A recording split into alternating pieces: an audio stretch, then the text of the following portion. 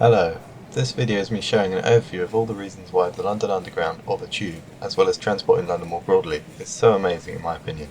With 11 lines and 272 stations, it certainly has a lot to offer, and I'll only really scratch the surface with this video, but here we go.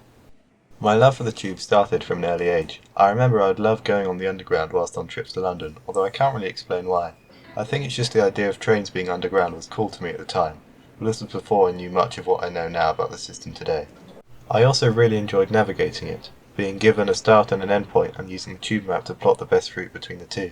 Then from about post-lockdown onwards, my love for the Underground properly exploded, with the key turning point being about when the Elizabeth line opened in 2022, which was really cool, but just to be clear, it's not an Underground line, it's its own thing. This was especially helped with a new surplus of content online about the network at the time, which allowed me to find out a lot even though I can't visit London that often. The history of how the Underground, and pretty much every railway in London for that matter, came about is absolutely insane and continues to fascinate me. One standout thing about the Tube is that it is the oldest underground system /metro/subway in the world. For a brief history, when railways first came to London from 1836 onwards, there was concern that central London would be carved up by many lines crisscrossing each other.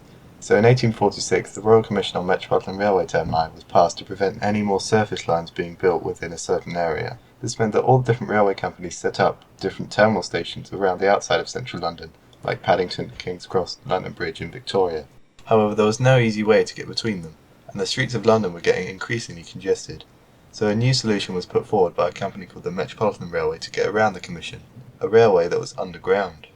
This was built by digging up the road, digging out the tunnel, then putting a roof back on, a method known as cut and cover, and here's an image that is literally always used in videos that mention cut and cover. The initial line opened in 1863 with 7 stations between Paddington and Farringdon Street as the world's first underground railway. It of course originally operated with steam trains, so had frequent points out in the open so steam wouldn't build up in the tunnels, which are pretty clear when you travel on it even today. The company quickly expanded in several directions, and a second company known as the Metropolitan District Railway was set up to build the lower half of what would become the Circle Line. However, the companies had a falling out and became intense rivals. These two companies' routes made up what are now the subsurface underground lines, the District, Circle, Hammersmith City and Metropolitan, and they feature distinctly larger trains, as the lines were designed for mainline use. Then in 1890 a new type of underground railway opened, which instead of being just below the street was deep underground, and was constructed using a great head shield which protects miners as they dig out the earth. This was the City and South London Railway, which opened between Stockwell and King William Street, west of which is now the Bank branch of the Northern Line today. Unlike the Metropolitan Railway, which used steam trains, this line was powered by electricity so that the stations could be as deep as they wanted as there was no steam that needed escaping. This line was followed with a lot of different proposals and ideas for more underground lines, originally all separate companies. However, one company, founded by Charles Tyson Yerkes, a shady character who seems like the classic Victorian railway businessman, called Underground Electric Railways of London, bought up and constructed several of these proposals, what are now the Bakerloo, Piccadilly and Charing Cross branch for the Northern Lines. These and the others built at the time used a fairly small tunnel diameter to save costs, resulting in fairly small trains that are still an unusual feature of the lines today. This is also when the term tubes was used to describe the lines. UERL later took hold of the Central London Railway, now the Central Line, and the aforementioned District and City and South London Railways, the latter of which was merged with another line to become what's now the Northern Line. Then at last, in 1933, a public body known as London Transport finally brought all the lines together, including the ones from URL, the Metropolitan Railway and most buses and trams, with the exception of the Waterloo and City Line, which remained under the control of whoever owned Waterloo up until rail privatisation in 1996. This period is when the brand we know today fully evolved, particularly due to head of publicity Frank Pick, who saw the importance of the Tube operating as a single unified network as opposed to individual lines competing with one another. He came up with the roundel as a sign for stations, commissioned the creation of the amazing Johnson typeface, which is still used today, and also a lot of posters, all of which build the underground brand that we have today. Various more lines and extensions have been built since, too many to list, including the Victoria and Jubilee lines. The public body for transport in London also kept changing until we got TfL in the year 2000, bringing things up to now.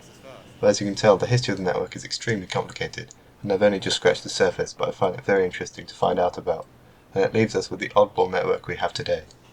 I have over time gained a full mental map of said network to the point where I've subconsciously had the whole tube map engraved to memory. When playing the recent London Metro memory game, where you need to enter the names of every station, I've almost gotten to 100%, just forgetting about 3 random overground stations, and I could probably fully fill it in now. It does mean I don't need to consult it for navigation anymore, which in a way I find sad as I miss out on the thing I used to enjoy, using it to plan routes. However, I still love the tube map. I think it's amazing, and like all other parts of the tube, it has such an interesting story. To put it very briefly, before 1930s all maps of the whole system were primarily geographic, but in 1933 a man called Harry Beck pioneered a new design that was more of a diagram with only straight lines at 45-degree angles, and all stations spaced evenly apart. While there were skeptics at first, it caught on, and over time it has evolved to the design we have today, which I wouldn't say is perfect, but it is still great, and the first of its kind in the world. There are other great things as well that also apply to metros more broadly. In most cases you only have to wait 1 to 4 minutes for a train, often one comes literally straight away. It's amazing that there are so many stations that in almost any central London location is only a short walk away from one, and I love that each line has its own distinct identity and character. Much of this is through the architecture, which is just amazing across the board. There's so many highlights. These include the Oxford tiled Leslie Green frontages which dominate many of the original UERL lines, particularly in central London. While their surface designs are all pretty similar, it's a good look, and down below each of the stations has a unique tiling pattern on the platforms. There is also the marvellous work of Charles Holden, who designed many of the stations on suburban extensions to lines like the Central, Northern and especially the Piccadilly. His designs were bondless grand structures which differ in shape and size, but all convey a single uniform look and stand out from surrounding structures. Another highlight for me is the Jubilee Line extension, which has some insane cavernous stations which feel somewhat futuristic even over 25 years later, and it's cool that it's so far the only part of the Underground to have platform-edge doors. And I can't not mention Baker Street Station, which has original 1863 platforms which just look incredible, and the rest of the station round the corner is also pretty great, with a lot of heritage features from the Metropolitan Railway as this was their headquarters.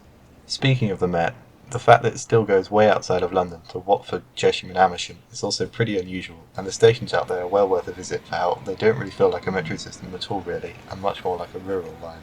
It of course used to go even further up to Aylesbury, Brill and Verney Junction, as the Metropolitan Railway saw itself as a main line company, not an underground one. However, eventually when it was brought under London Transport, the furthest section of the line were closed. The way that Underground works with other modes in London is also great. The simple branding of having the same logo, the roundel, but a different colour for each system is just brilliant, and I love all the other transport systems London has to offer. The DLR, Docklands Light Railway, is definitely one of my favourites. It's most famously driverless, so you can sit and look out the front, and it feels almost like a ride due to the nature of the system, where it has many sharp curves and viaducts going up and down. The London Overground is also great. It has a lot to offer with 6 lines across various parts of outer London, one of which was once an underground line, and it's an amazing example of how previously underperforming railway routes can be revitalised with good branding and services. The trams are cool, although a bit out of the way being down in Croydon. I would love to see more of them in other parts of London. Buses are just insane. There's thousands of them all over the place, and while they don't interest me as much compared to railways, the sheer scale of their coverage is amazing. And often forgotten about is the riverboats, which I also find fun to go on, although they're a bit niche and I think there's more potential for them still.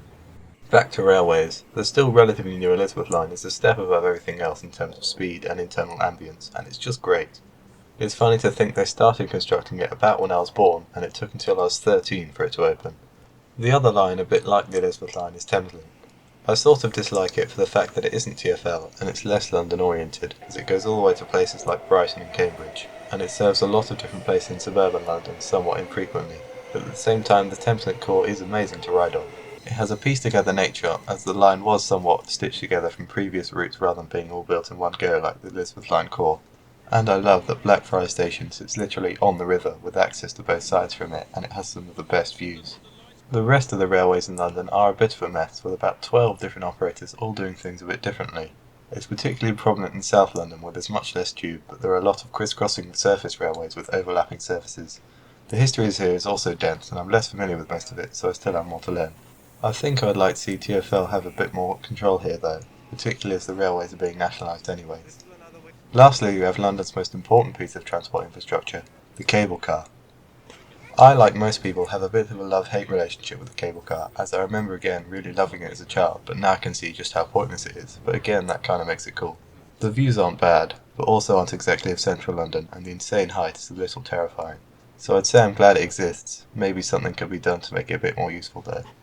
All the modes come together to build the best public transport network in the UK and one of the best in the world.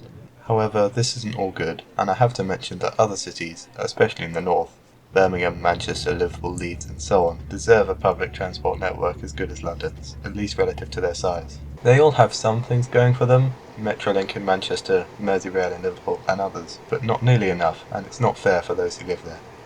As much as I love London's transport network ever expanding, I think right now it's more important that the country works to level up its other great cities' transport networks as well. The northern cancellation of HS2, uncertainty over Northern Powerhouse Rail, and denial for Leeds to even have just a tram is unacceptable. That being said, I certainly wouldn't mind seeing London's network improve as well. Right now I believe the only major thing confirmed is the DLR extension to Thamesmead. Then perhaps also the new West London Orbital Overground line and Bakerloo line extension will hopefully follow. Crossrail 2 would also be good someday. And the new Piccadilly line trains look cool, if they ever enter service. They're now delayed until at least late 2026, likely early 2027, and they're really needed on the Bakerloo line as well. I do quite enjoy thinking about the ways the underground lines could have evolved differently. All the ideas for extensions that never happened, which could have changed the way things played out today, some of them drastic. I also enjoy coming up with my own ideas for extensions for the future. There's basically no chance any of them could ever happen, but it is fun to do. Riding and exploring the underground really inspires me in a way that nothing else does. I believe some people's view on it is a bit tainted.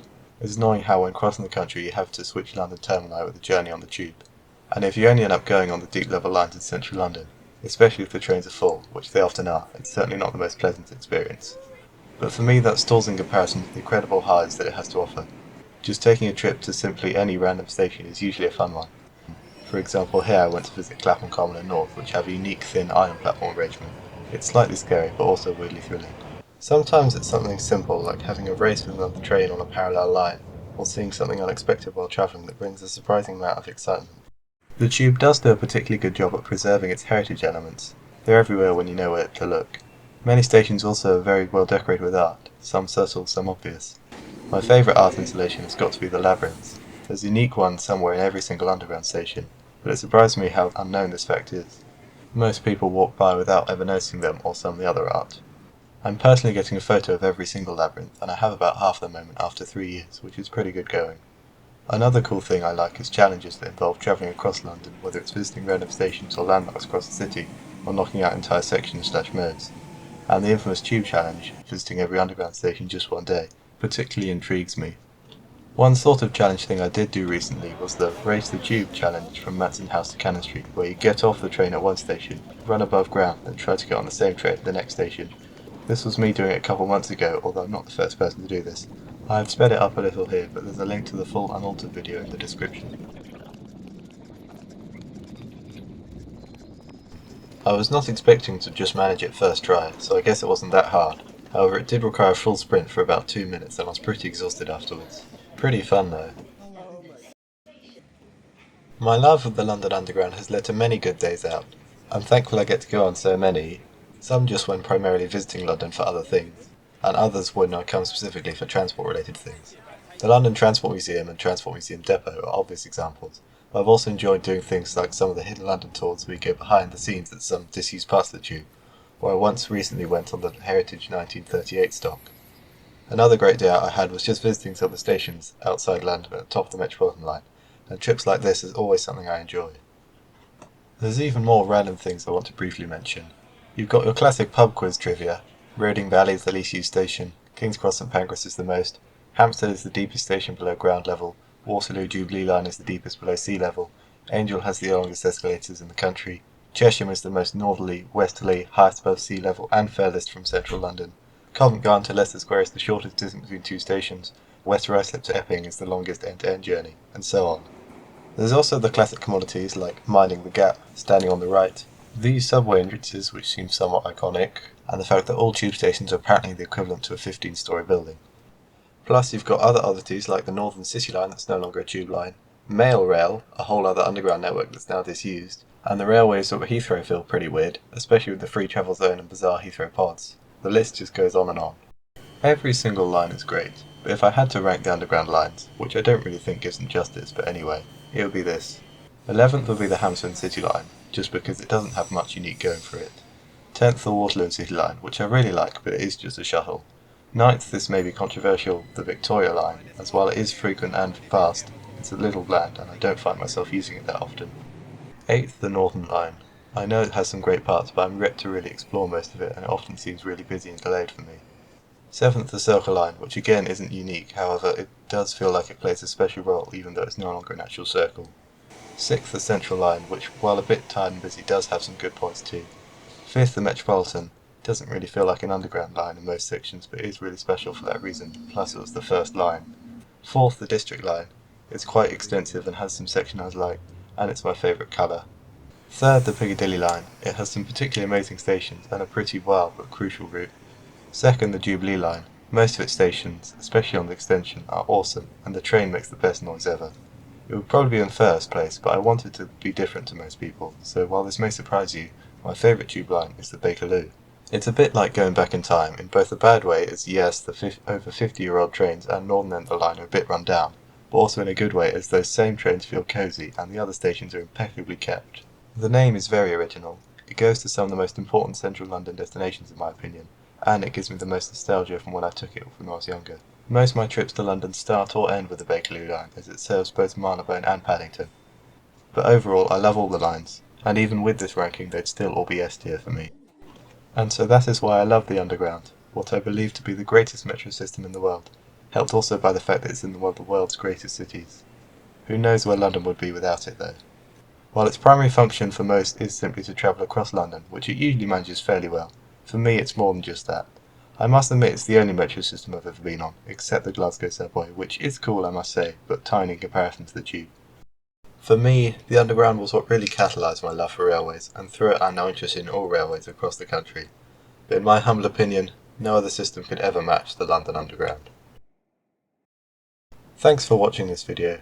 It, like most of my other videos, kept getting longer and longer as I thought of more stuff to say, but I think I've said enough now. I hope this provided a good overview of the system as a whole and all the small things that's good about it. And subscribe for more like this coming soon.